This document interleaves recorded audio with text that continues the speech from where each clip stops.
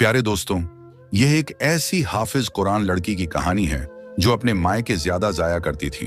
वह मायके जाकर ऐसा क्या करती थी जो अल्लाह का इतना दर्दनाक अजाब आया, और उसकी भाभी ने उसके साथ क्या कर दी कि उस भाभी पर अल्लाह का ऐसा खौफनाक अजाब आया कि वह इबरत का निशान बन गई। मेरी तमाम माँ बहनें से गुजारिश है कि इस वीडियो को आखिर तक जरूर देखें, क्योंकि यह बड़ी ही सबक आमोज वाकया है। मेरा नाम शाहिदा है। मैं अपने माँ बाप की बहुत लाडली बेटी थी। खासकर मेरे वालिद मुझसे बेइंतहा मोहब्बत करते थे। मेरी शादी मेरे वालिद की मर्जी से आसिम से हुई थी। शादी के बाद मैंने भी दिलों जान से आसिम को अपना शौहर माना और उसकी फरमाबरदार बीवी बनकर जिंदगी गुजारने लगी। आसिम भी बहुत अच्छा शख्स था। वह मजदूरी करता था और हम बेहद गरीब थे। हमारा गुजर बसर बहुत मुश्किल से होता था, लेकिन आसिम मेरी हर ख्वाहिश पूरी करता। मैंने भी कभी अपनी चाहतें उसकी आमदनी के मुताबिक ही रखी और कभी उसे मुश्किल वक्त में अकेला नहीं छोड़ा।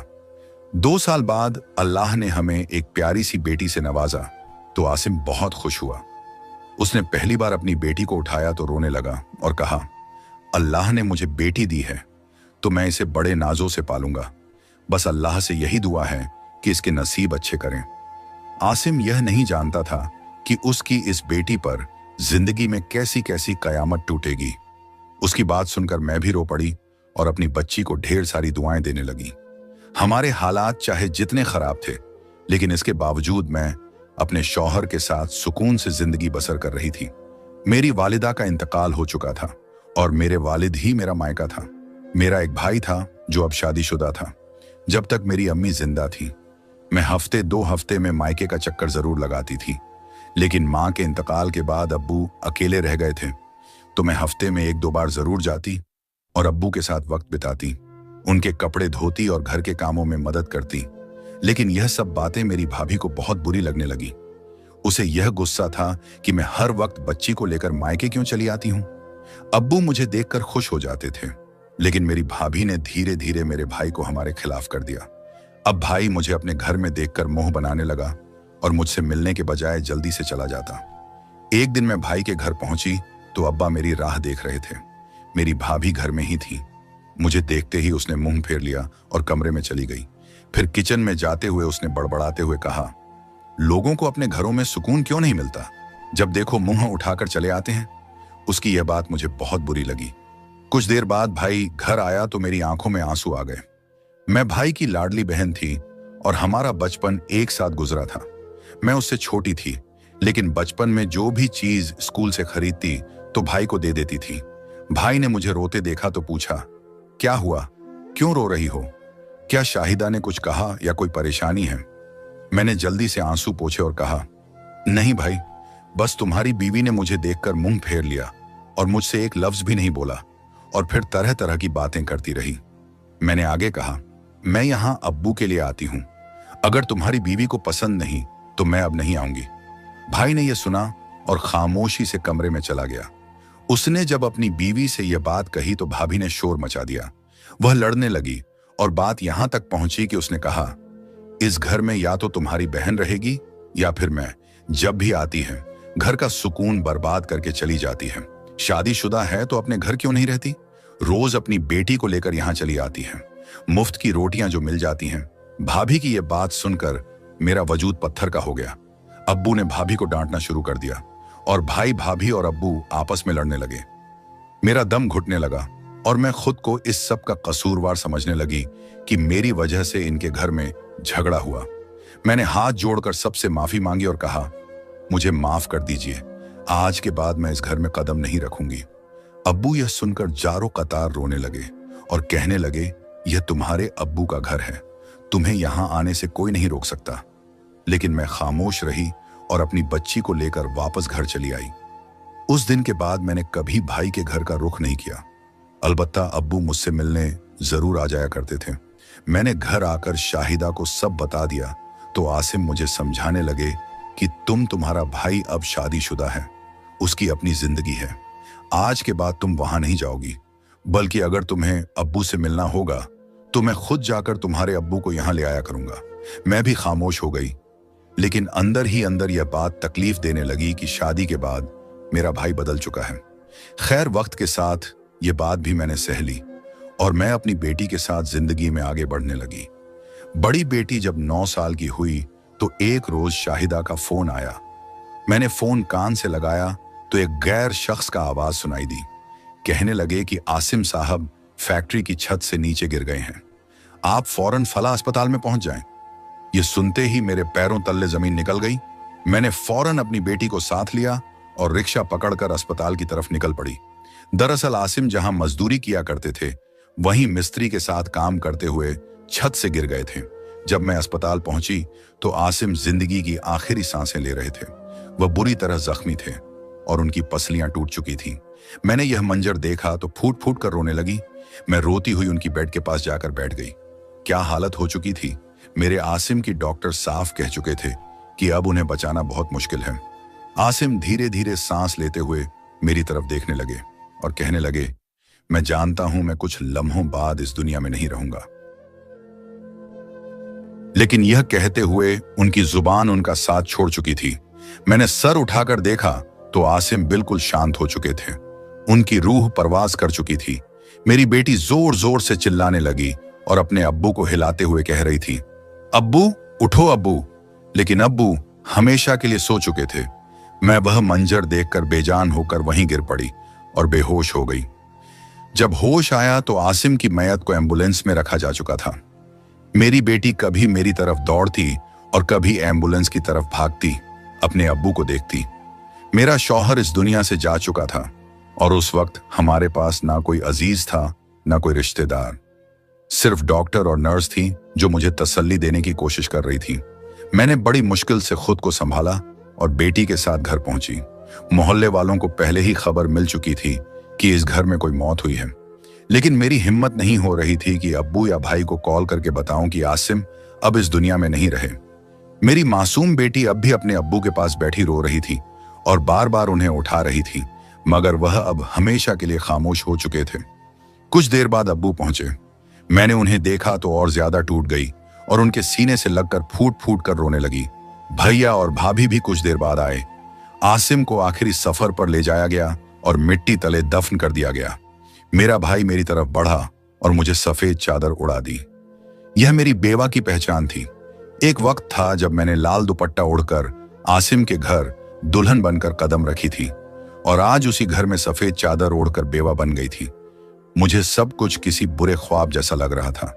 कभी सोचती कि अभी जाग जाएंगे और सब ठीक हो जाएगा, लेकिन यह ख्वाब नहीं, हकीकत थी। आसिम अब नहीं रहे।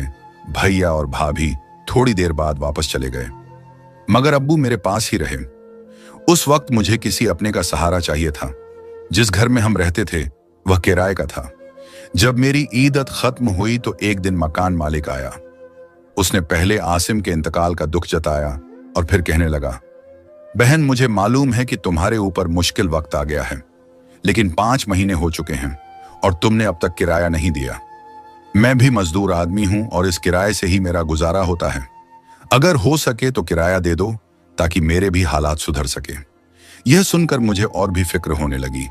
5 महीने का किराया बहुत ज्यादा था और मेरे पास कुछ भी नहीं था। अब्बू ने मुझे तसल्ली दी और कहा, फिक्र मत करो बेटा, मैं तुम्हारे भाई से बात करता हूं। वह तुम्हारा किराया चुका देगा और तुम्हें अपने घर ले जाएगा। अब्बू वापस गए तो मुझे उम्मीद थी कि भाई मेरी मदद करेगा, मगर जब अब्बू लौटे तो थोड़े परेशान लग रहे थे। मैंने पूछा, क्या हुआ? अब्बू भाई ने पैसे दे दिए? अब्बू ने हल्की मुस्कान के साथ कहा, हाँ बेटा, मैं पैसे ले आया हूं। तुम्हारा भाई ने दे दिए हैं? कुछ देर बाद मकान मालिक आया तो अब्बू ने उसे पैसे दे दिए।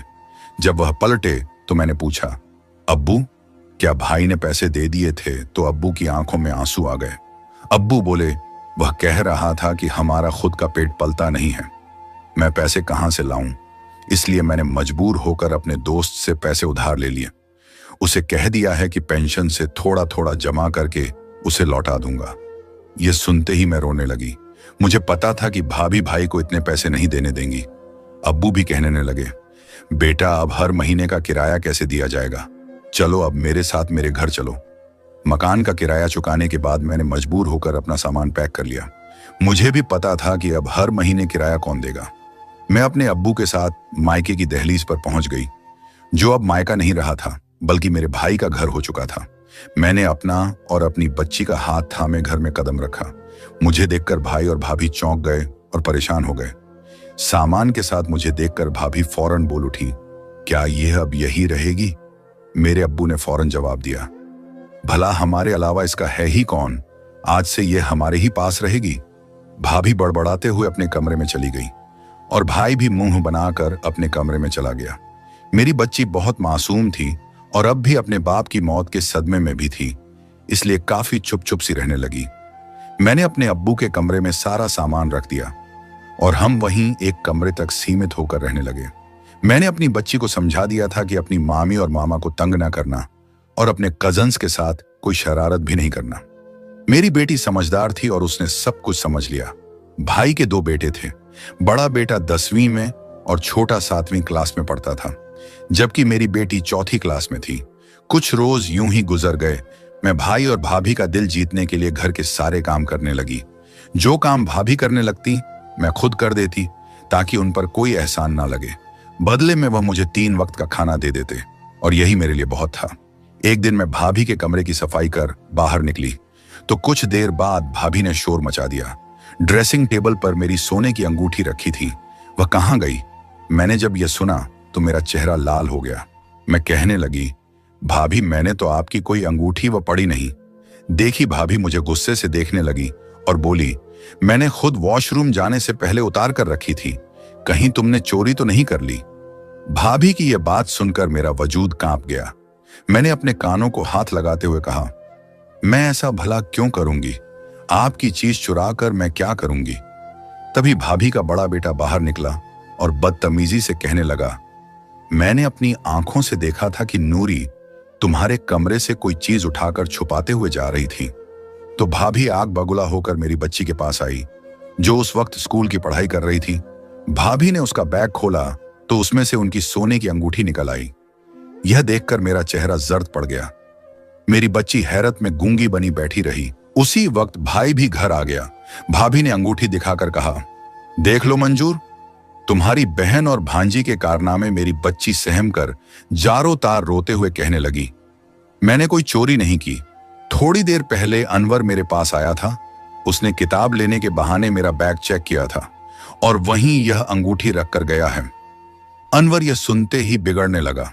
मैं हैरान परेशान थी कि भाई का बेटा इतनी बड़ी साजिश कैसे कर सकता है। मुझे अपनी बच्ची की आदतों का अच्छी तरह पता था। वह कभी भी ऐसी हरकत नहीं कर सकती थी, लेकिन मेरी मजबूरी थी। मैं कुछ भी नहीं बोली। अब वह मेरी बच्ची को कमरे में ले गए और पूछने लगे, क्या तुमने चोरी की है? मेरी बच्ची फौरन कहने लगी, मैं भला चोरी करके क्या करूंगी? मैंने ऐसा कुछ भी नहीं किया। मुझे अपनी बच्ची की बात पर पूरा यकीन था, लेकिन मैंने यह बात नजरअंदाज कर दी और उसे सिर्फ अपने कमरे तक महदूद कर दिया। वह अब कमरे से बाहर भी नहीं निकला करती थी। कुछ दिन ही गुजरे थे कि एक दिन भाभी ने फिर शोर मचा दिया। मेरा सोने का हार नहीं मिल रहा, जो मैंने शादी में पहनने के लिए निकाला था। ज्वेलरी बॉक्स अब बिल्कुल खाली पड़ा है। ये सुनते ही मेरे होश उड़ गए। मैंने पहले ही कह दिया, मेरी बच्ची का इसमें कोई कसूर नहीं हो सकता, आप ही ने कहीं रख दिया होगा। लेकिन भाभी ने फिर मेरे कमरे में आकर उसकी तलाशी लेने लगी। आज अनवर ने फिर कहा, मैंने नूरी को आपके कमरे के बाहर देखा था। मेरी बेटी बोली, आज गली में अनवर अपने दोस्तों को बहुत सारे पैसे दिखा रहा था, जो सारे 500 के नोट थे। वह लोग दुकान से सिगरेट भी खरीद रहे थे और बहुत सारी चीजें खरीदी हुई थी। यह सुनते ही मेरे पैरों तले जमीन खिसक गई।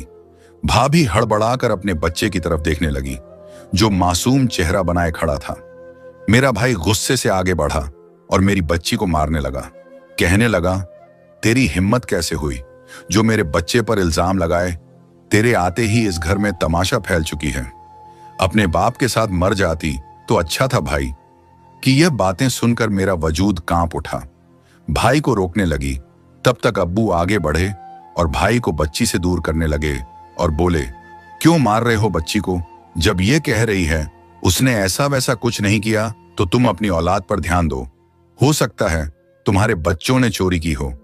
हर जगह हर वक्त बाहर आवारागर्दी करते रहता है। भाई ने यह सुना तो गुस्से में अब्बू को भी थप्पड़ मार दिया और बोला, आप भी अपनी बेटी की तरफदारी कर रहे हैं। ये तो शक्ल से ही चोरनी लगती है। बाप भी चोरियां और डकैती करके इन्हें पालता था, तभी तो यह अब हमारे घर आकर हमारी बीवी के जेवर चुरा रहे हैं। मेरी बेटी ने थप्पड़ खाकर और अपने मरहूम बाप के बारे में ये सब बातें सुनकर जैसे पत्थर की मूरत बन गई। अपने शौहर के बारे में ये सब सुनकर मुझसे भी बर्दाश्त नहीं हुआ तो मैं चीख पड़ी।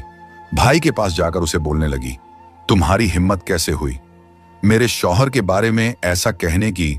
वह तो अब इस दुनिया में नहीं है, उसे बख्श दो। बच्चों की लड़ाई में तुमने अब्बू पर हाथ उठा दिया। मुझे अपनी बच्ची की परवरिश पर पूरा यकीन है, लेकिन तुम्हें अपने बच्चों पर ध्यान देना चाहिए था। जब अब्बू कह रहे थे तो तुम्हें अपने बेटे की भी तहकीकात कर लेनी चाहिए थी।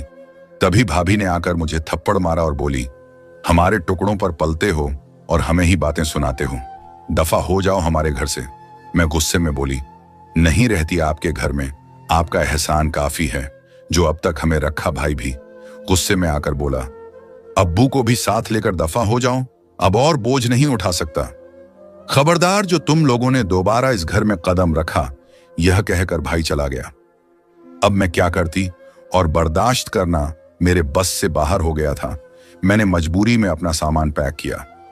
जब अब्बू को उठाने लगी तो वह अचानक पीछे गिर गए। वह बिल्कुल ठंडे पड़ चुके थे।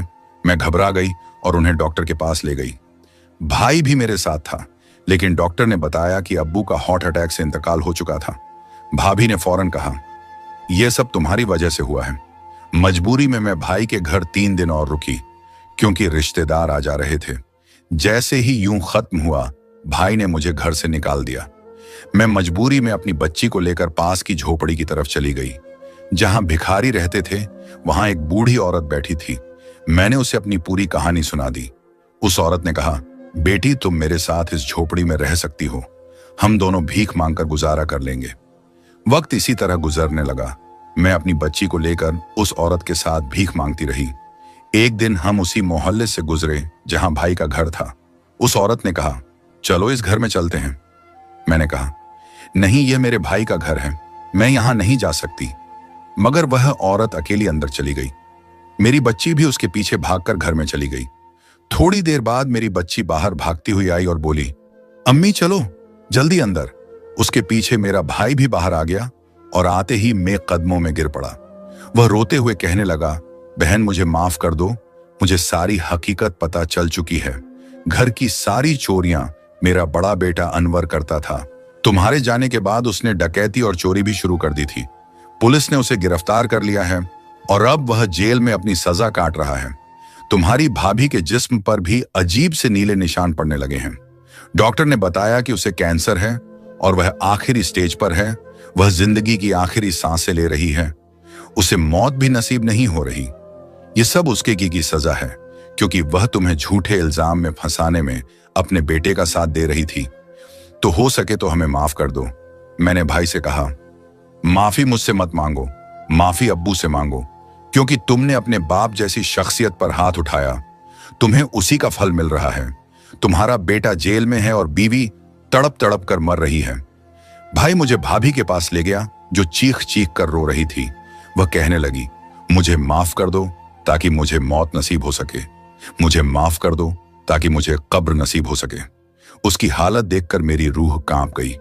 मैंने उससे कहा, मैंने तुम्हें माफ किया, दुआ करो कि अब्बू भी तुम्हें माफ कर दे और तुम्हारी आखिर तक बर्बाद ना हो। कुछ दिनों तक भाभी तकलीफ में रही और फिर उसे मौत नसीब हो गई।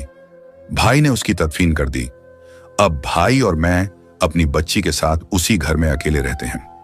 हम दोनों अक्सर यही सोचते हैं कि काश रिश्तों में यह नफरतें और मक्कारी ना होती तो आज हम सब मिलकर खुशहाल जिंदगी बसर कर रहे होते। काश लोगों में एक दूसरे को नीचा दिखाने की सोच ना होती तो आज हमारी जिंदगी खुशियों से भरी होती। मक्कारी करने वाले अपनी जिंदगी तो बर्बाद करते ही हैं, साथ में मासूम और बेगुनाह लोगों की भी जिंदगी तबाह कर देते हैं। प्यारे दोस्तों, अगर यह वाकया आपको अच्छा लगा है तो सबसे पहले अपने फैमिली, दोस्तों, रिश्तेदारों में शेयर जरूर करें, क्योंकि उन्हें भी इबरत हासिल होगी। और चैनल को सब्सक्राइब करके कमेंट बॉक्स में अल्लाहू अकबर जरूर लिखिए।